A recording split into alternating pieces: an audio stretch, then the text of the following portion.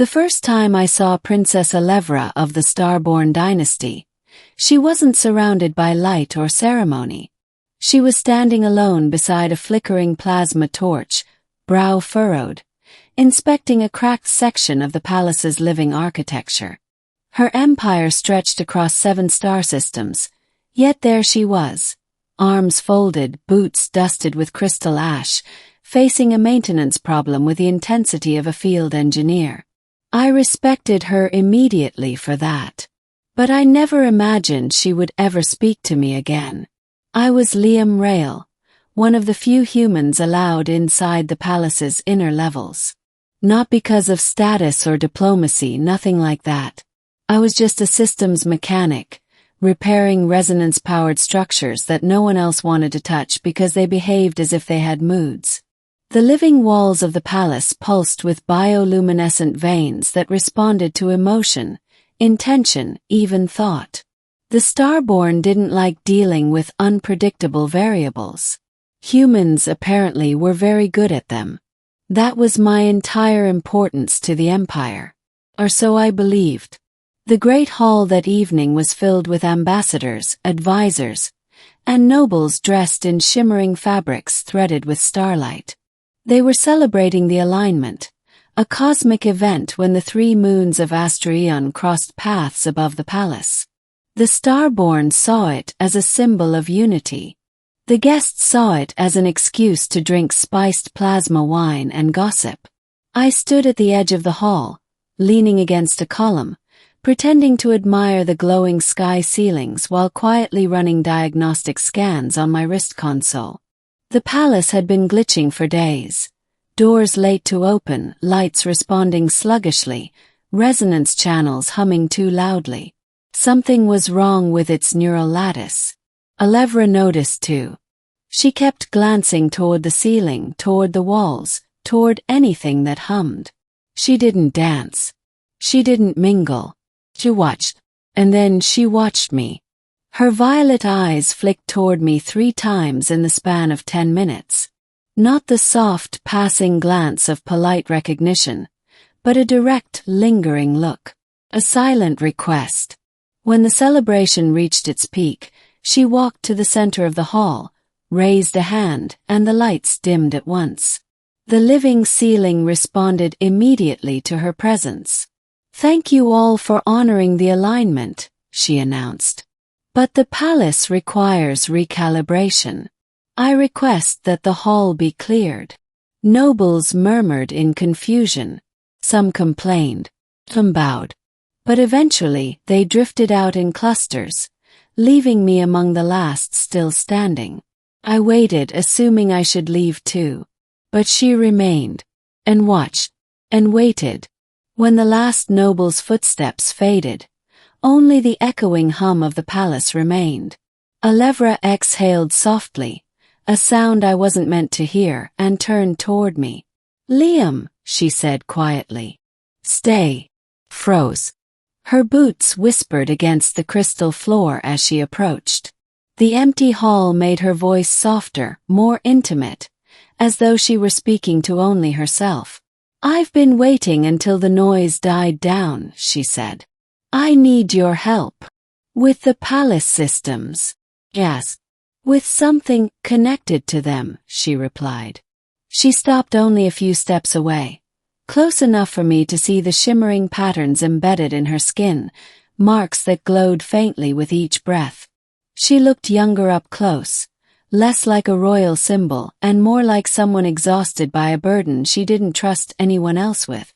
Alevra glanced around the hall one last time. "Me." Then she said the words that made my pulse stutter. "Come to my chambers." Her chambers were in the highest part of the palace, where the walls were transparent crystal, and the moon's alignment cast 3 intertwined shadows across her floor. The architecture curved like living bone, softly glowing with each step we took. The moment we entered, the door sealed behind us with a whisper. She walked ahead of me but slowed, as if reconsidering every word she might say. "You're the only one who can fix this," she said gently. "Fix what?" She extended her hand toward the far wall. A portion of it pulsed irregularly, like a heartbeat out of rhythm.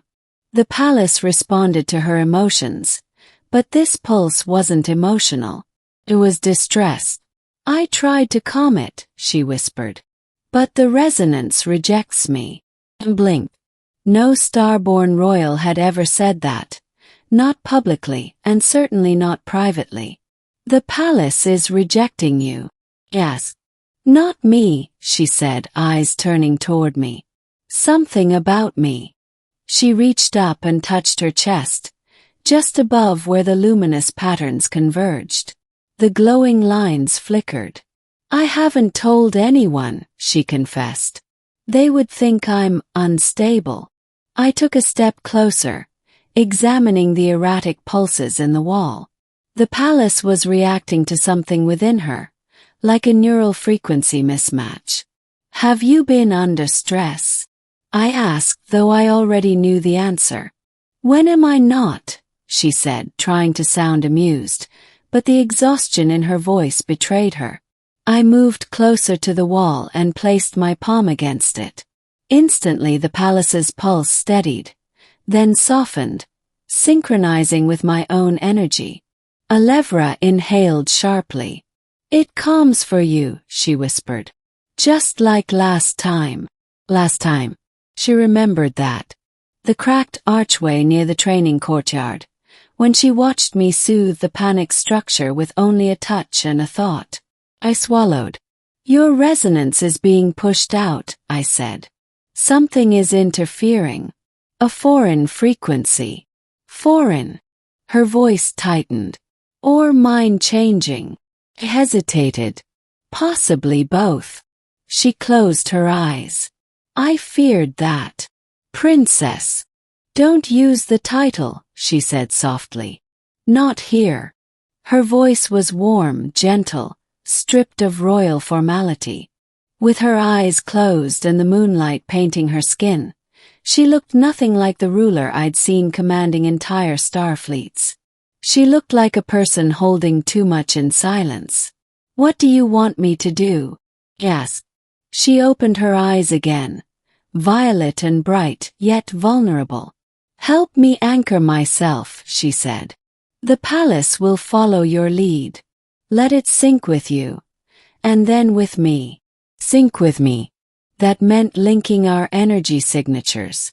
Not permanently, not dangerously, but intimately.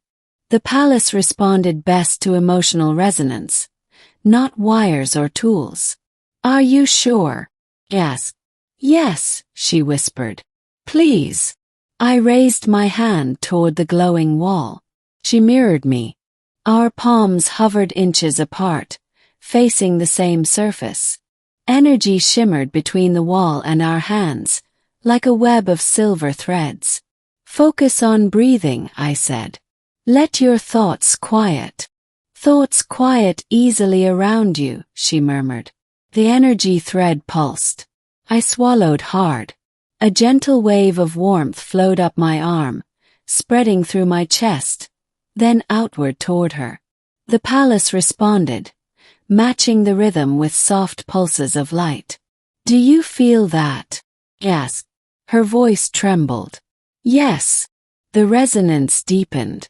The light grew stronger. Then, unexpectedly, her hand shifted closer. The energy field jumped. For a split second our palms touched, not physically but through the shared glow. Felt like an electric breath between us. Alevra inhaled sharply. And then everything shifted.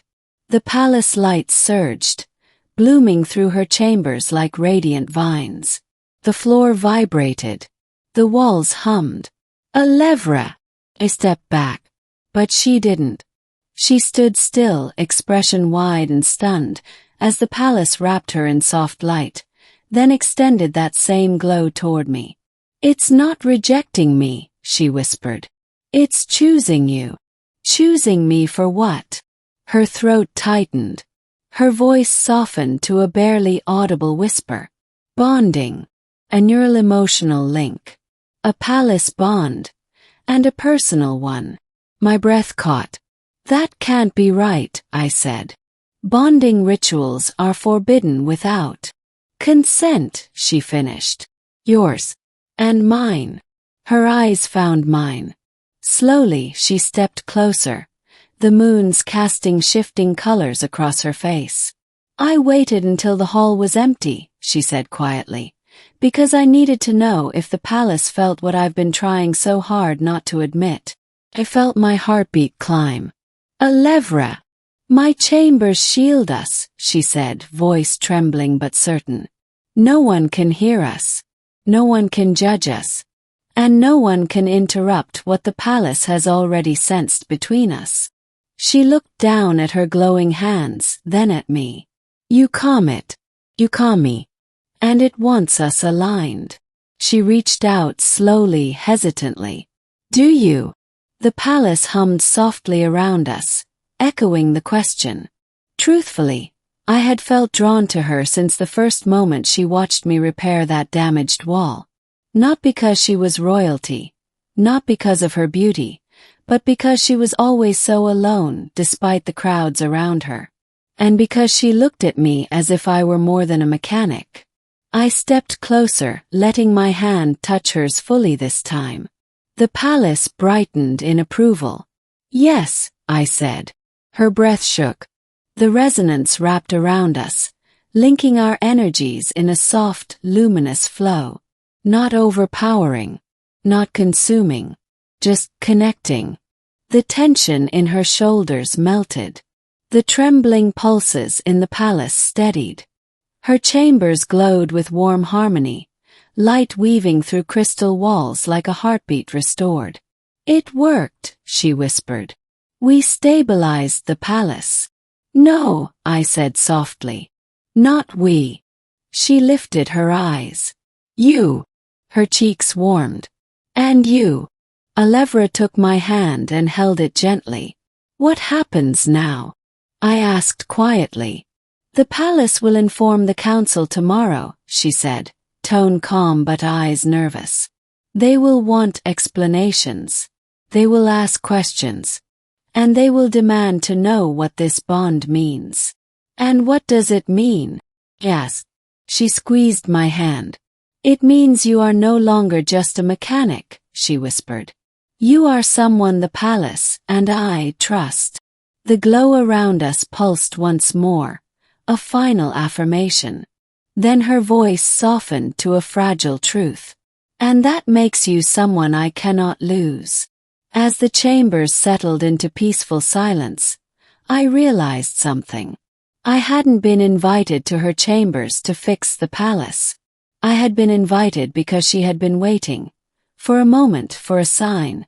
For someone who didn't see her as a princess but as a person fighting a battle she could no longer face alone. And somehow, inexplicably, impossibly, that someone was me.